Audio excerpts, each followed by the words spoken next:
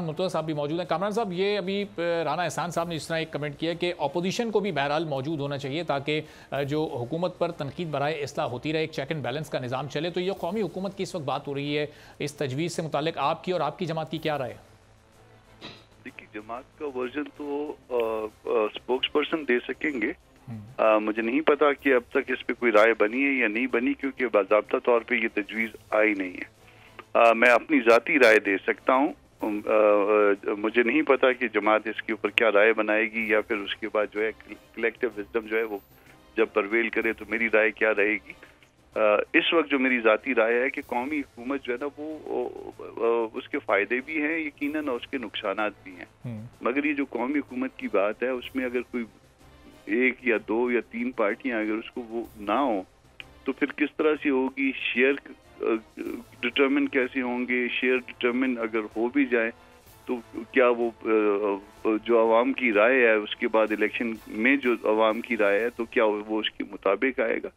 तो ये अभी तक तो बड़ी जो ना मेरा ख्याल है कि वो ऐसी तजवीज़ है जो आप उसको कह सकते हैं कि मशहूर है और बड़ी ढीली ढाली सी, और शायद प्रैक्टिकेबल नहीं होगी।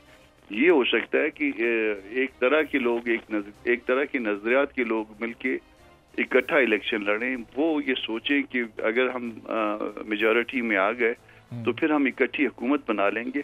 मगर तमाम पार्टीज की हुकूमत जो है वो शायद मुमकिन नहीं होगी, क्योंकि वो उसमें बहुत सी ऐसी पार्टीज हैं।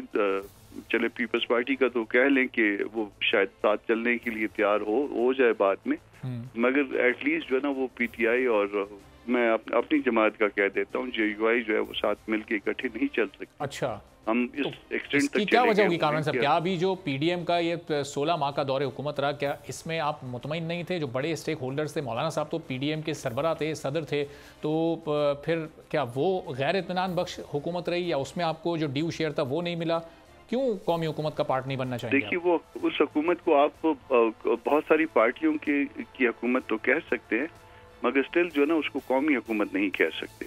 कौमी हुकूमत इसलिए नहीं कह सकते कि उसमें पीटीआई नहीं थी। ये हकीकत है कि वो पीटीआई नहीं थी, और पीटीआई नहीं थी तो इसका मतलब ये है कि वो कौमी हुकूमत नहीं थी। इसमें इसके अलावा भी शायद कुछ पार्टियां नहीं होंगी।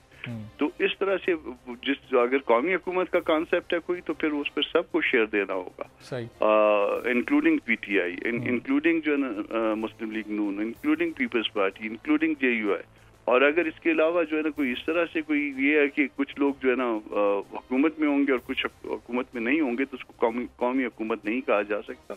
उसको कई पार्टियों की हुकूमत तो कहा जा सकता है, मगर शायद इस तरह से वो। और कामरान साहब, अगर कोई ये मखलूत हुकूमत जो होती है, जिस तरह पीडीएम की हुकूमत थी जिसमें कोई 11-12 जमातें थी, इस तरह की अगर हुकूमत होती है तो आप कह रहे हैं कि मौलाना साहब और जेयूआई एज पार्टी तो उसका पार्ट नहीं होंगे? नहीं, मैं ये नहीं कह रहा। मैंने एक तो बात आपको बड़ी क्लैरिटी के साथ बता दी है कि मैं इस वक्त एज ए स्पोक्स पर्सन बात नहीं कर रहा, मैं अपनी जाती राय दे रहा हूँ। बिल्कुल, मैं उसको इस तरह से ना लीजिए, मेरी जाती राय लीजिए इसको।